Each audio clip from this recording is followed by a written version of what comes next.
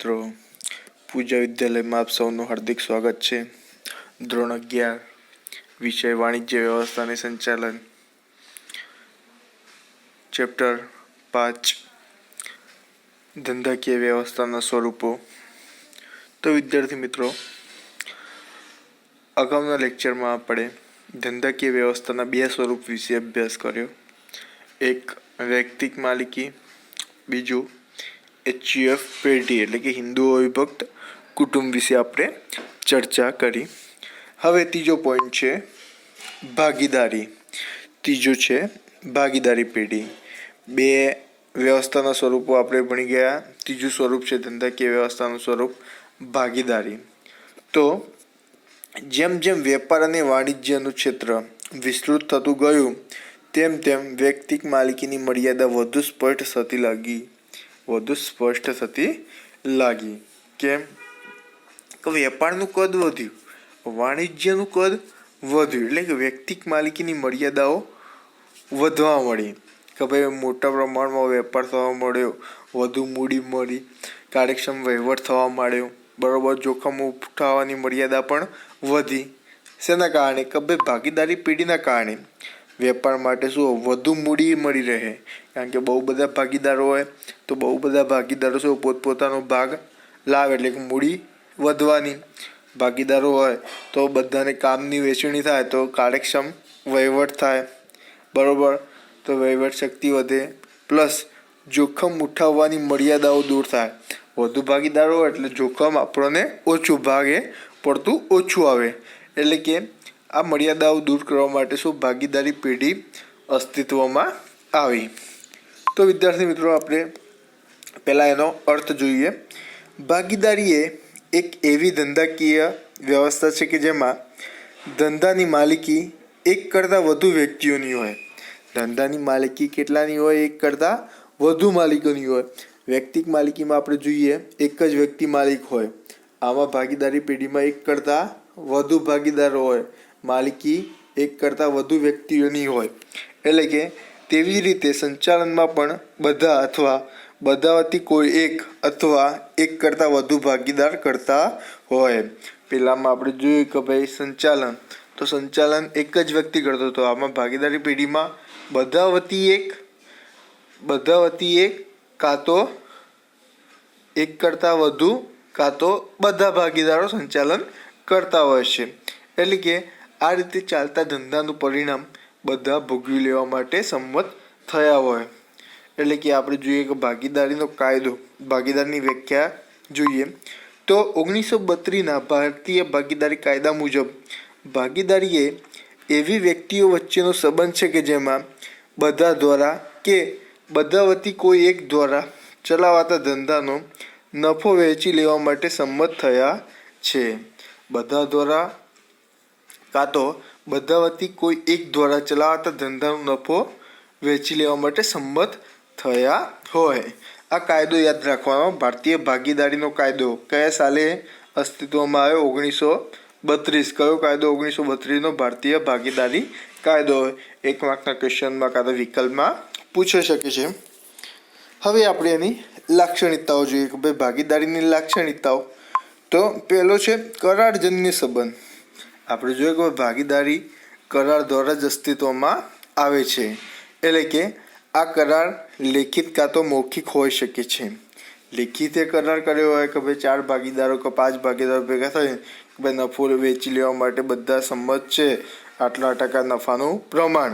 કાં તો લેખિત હોઈ શકે, કાં તો મૌખિક પણ હોઈ શકે. એટલે કે ભાગીદારના વર્તનમાંથી ઊભી થતી સંમતથી પણ ભાગીદારી અસ્તિત્વમાં આવે છે. આમ આપણે જોયું કે કરાર લેખિત હોવો વધુ ઈચ્છનીય ગણવામાં આવે, એટલે કે હિતાવ ગણવામાં આવશે. ભવિષ્યમાં કોઈ મેટર થાય, પાર્ટનર્સ વચ્ચે કે ભાગીદારો વચ્ચે ઝઘડા થાય, અબોલા થાય, ત્યારે લેખિત હોય તો વધુ હિતાવ ગણવામાં આવે છે. બીજું આપણે જોઈએ કે સ્થાપના વિધિ. તો આપણે જોઈએ કે ભાગીદારીની સ્થાપના વિધિ ખૂબ જ સરળ છે. કાયદાની કોઈ જટિલ કે લાંબી વિધિમાંની પસાર થવું પડતું નથી, એટલે કે ખૂબ જ સરળ છે. ત્રીજું આપણે જોઈએ નોંધણી. તો ભાગીદારી પેઢીની આપણે જોઈએ કે નોંધણી કરાવી ફરજિયાત નથી, પરંતુ હિતાવ છે. એવું નહીં કે ભાઈ નોંધણી કરાવવી જ પડે.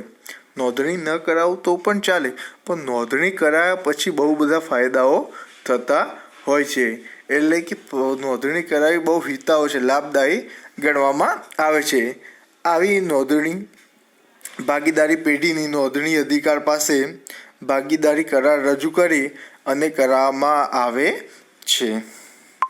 એના પછી આપણે જોઈએ ભાગીદારોની સંખ્યા. તો કેટલા ભાગીદારો હોવા જોઈએ તો ભાગીદારી પેઢી કહેવાય. એની મર્યાદા કેટલી હોવી જોઈએ, વધુમાં વધુ, ઓછામાં ઓછા? તો આપણે જોઈએ કે ભાઈ ભાગીદારી પેઢીમાં ભાગીદારોની સંખ્યા ઓછામાં ઓછી 2 હોવી જોઈએ. ઓછામાં ઓછી 2 તો હોવી જ જોઈએ.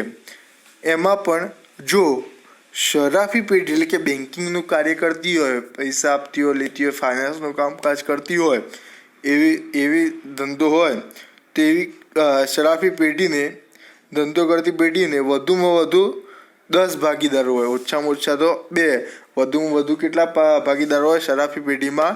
વધુમાં વધુ 10. અને સામાન્ય પ્રકારનો કોઈ ધંધો કરતી પેઢી હોય તેમાં વધુમાં વધુ 20 ભાગીદારો હોય છે. વધુમાં વધુ કેટલા? 20. ઓછામાં ઓછા 2 અને સામાન્ય હોય તો વધુમાં વધુ 20. શરાફી હોય તો વધુમાં વધુ 10. ઉદ્દેશ તો આપણે જોયું ભાગીદારી પેઢીનો મુખ્ય ઉદ્દેશ શું છે કે ભાઈ કાયદેસરની કોઈ પ્રવૃત્તિ કરી, કાયદેસરની કોઈ ધંધાકીય પ્રવૃત્તિ કરી નફો મેળવવાનો હોય છે. નફો મેળવવાનો હોય છે. હેતુ શું હોય છે? નફાનો હોય છે, સેવાનો હોતો નથી. એટલે કે નફો મેળવવાનો હોય છે. એટલે કે નફાના હેતુ વિનાની પ્રવૃત્તિ ભાગીદારી કહી શકાય નહીં. સેવા માટે કરો તો એ ભાગીદારી કહી શકાય નહીં. એને ભાગીદારી કહી શકાય નહીં. એટલે કે આપણે જોયું કે સામાજિક સેવા, ધાર્મિક કાર્ય કરવાની પ્રવૃત્તિ કાયદેસરની હોવા છતાં નફાનો ઉદ્દેશ ન હોત એને ભાગીદારી કહી શકાય નહીં.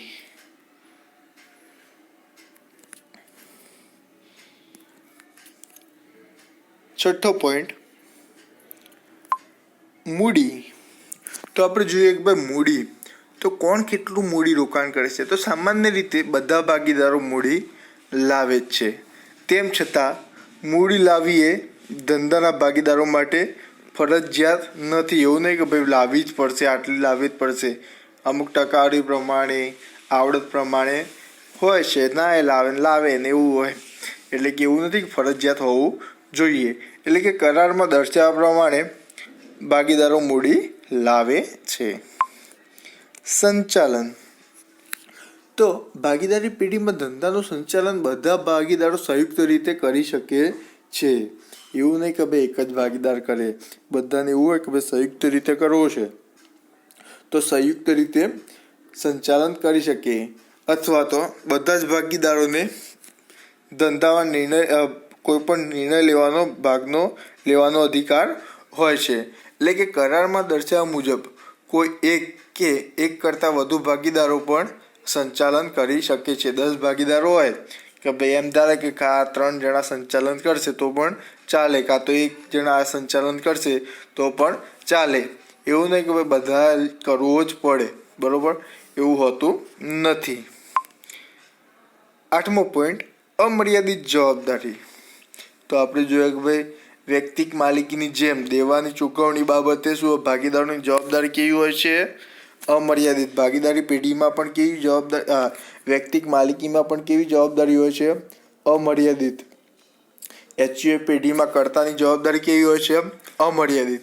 એવી જ રીતે ભાગીદારી પેઢીમાં ભાગીદારોની જવાબદારી કેવી હોય છે? અમર્યાદિત. જરૂર પડે તો પોતાની ખાનગી મિલકતો વેચીને પણ પેઢીનું દેવું ચૂકવવું પડે છે. એટલે કે ભારતીય ભાગીદારી કાયદા મુજબ પેઢીના દેવા માટે ભાગીદારો વ્યક્તિગત અને સંયુક્ત રીતે જવાબદાર ગણવામાં આવે છે. પણ આમાં કેવું છે કે ભાઈ આથી જો કોઈ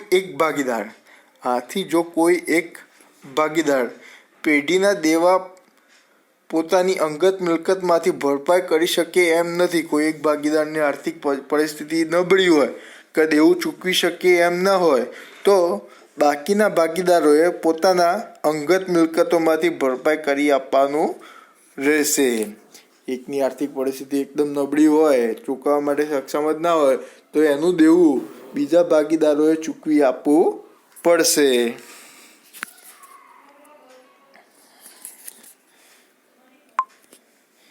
એના પછી 9મો પોઈન્ટ, માલિકીની ફેરબદલી. તો ભાગીદારી પેઢીમાં માલિકીની ફેરબદલી સરળ નથી. એવું નથી કે 10 ભાગીદારો શરૂઆત કરી, હવે એકને છૂટું થવું હોય અને એની જગ્યાએ બીજા કોઈ લાવવું હોય તો બધાની સંમતિ જોઈએ. કાં તો કોઈએ ભાગ પોતાનો 10% ભાગ બીજા ભાગીદારીને આપવો હોય તો આપી શકે નહીં. એમાં બધા ભાગીદારોની સંમતિ હોય, બધા ભાગીદારો હા પાડે તો જ ફેરબદલી કરી શકે છે. બાકી એક પણ ભાગીદાર ના પાડે તો એની સંમતિ વગર હિસ્સાની ફેરબદલી કાં તો એ થતી નથી. જો એ ધારે એક ભાગીદાર ના પાડે તો પેઢીનું વિસર્જન પણ કરાવી શકે છે. ધારાકીય સ્થાન.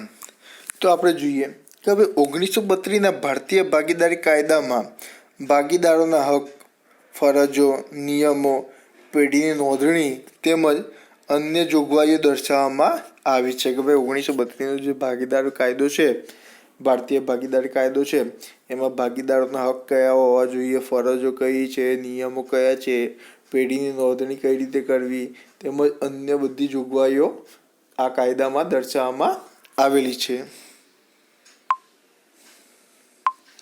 પેઢીનું આયુષ્ય. નેક્સ્ટ પોઈન્ટ, ભાગીદારીના આયુષ્ય કેવું હોય છે?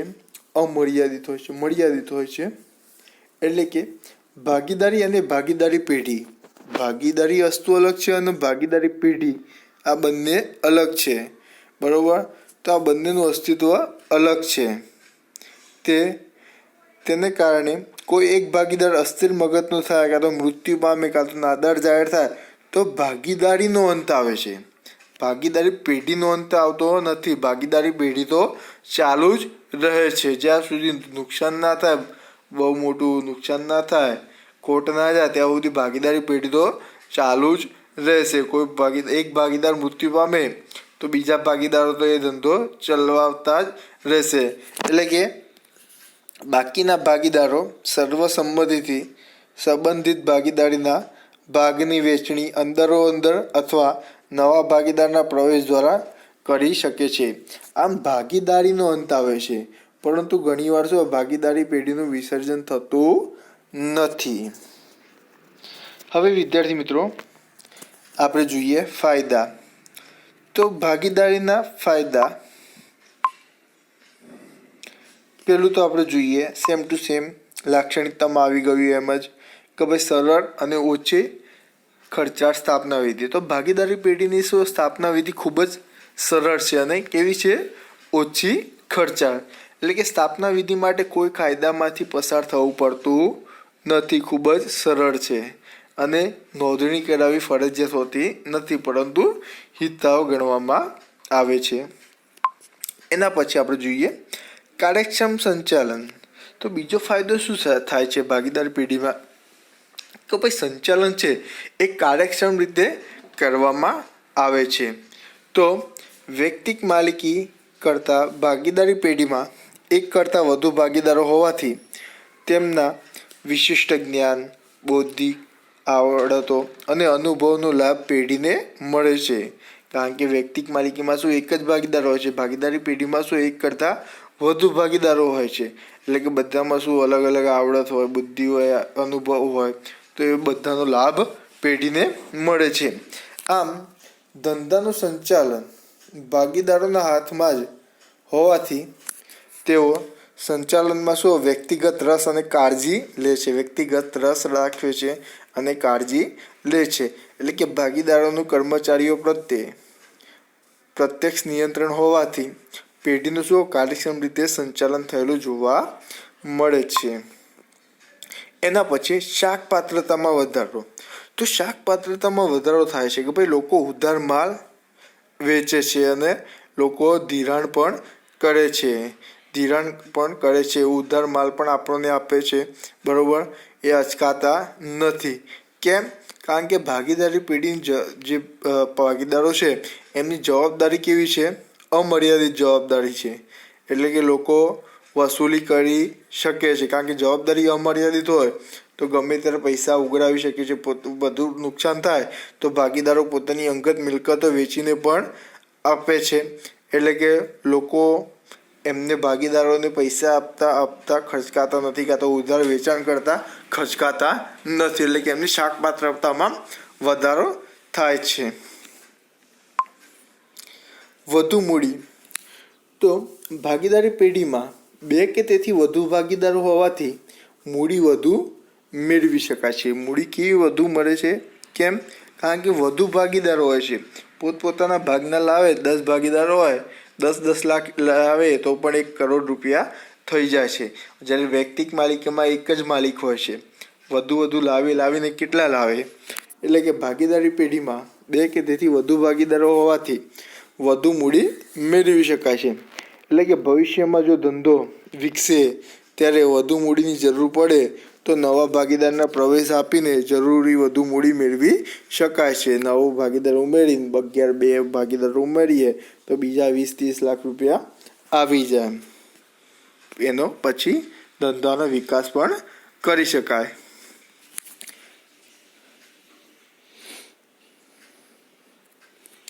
એના પછી 5મો પોઈન્ટ, શ્રમ વિભાજનનો લાભ. તો ભાગીદારી પેઢીમાં શું શ્રમ વિભાજનનો લાભ મળે છે? કેમ? કે ભાઈ પેઢીમાં શું જુદા જુદા ભાગીદારોની કુશળતા જુદી જુદી હોય, આવડત જુદી જુદી હોય, શક્તિઓ જુદી જુદી હોય. અમુકને એકાઉન્ટમાં રસ હોય, અમુકને વેચાણમાં રસ હોય, અમુકને ઉત્પાદનમાં રસ હોય, અમુકને વહીવટમાં રસ હોય. તો રસ આવડતના અનુસાર શું અલગ અલગ કામગીરીની સોંપણી કરી દેવામાં આવે છે. ભાગીદારો વચ્ચે શું કામગીરીની સોંપણી કરી દેવામાં આવે છે. એટલે કે શ્રમ વિભાજનનો લાભ મળે છે. જ્યારે વૈયક્તિક માલિકીમાં શું એક જ માલિકે બધું જ કામ જાતે જ કરવાનું હોય છે. એના પછીનો પોઈન્ટ, યોગ્ય નિર્ણયો. તો આપણે જોયું કે ભાગીદારી પેઢીમાં કોઈ પણ બાબત અંગેનો કોઈ નિર્ણય લેવો હોય તો શું બધા જ ભાગીદારો વચ્ચે ચર્ચા વિચારણા કરવામાં આવે છે. બધા જ ભાગીદારોના મંતવ્યો જાણવામાં આવે છે. બરોબર. પછી સર્વસંમતિથી કોઈ પણ નિર્ણય લેવામાં આવે છે. બરોબર. કે એક ભાગીદાર બી ના પાડે તો નિર્ણય લઈ શકાતો નથી. એટલે કે બધા જ ભાગીદારના અનુભવ હોય, જ્ઞાન હોય, એનો લાભ મળે છે. એટલે કે ભૂલ ભરેલા નિર્ણય લેવાની શક્યતાઓ ઓછી રહેશે. એનો યોગ્ય નિર્ણય લઈ શકાય છે. 7મો પોઈન્ટ, પરિવર્તનશીલતા. તો આપણે જોઈએ કે ભાઈ ભાગીદારી એ ઐચ્છિક કરાર છે. એટલે કે આ કરાર મુજબ ફેરફાર કરી શકાય છે. એટલે કે બદલાતા જતા સંજોગોમાં ભાગીદારી પેઢીના સંચાલનમાં અને તેના માળખામાં ફેરફાર કરવો હોય તો સહેલાઈથી કરી શકાય છે બધા ભાગીદારોની સંમતિથી. લઘુમતીના હિતોનું રક્ષણ.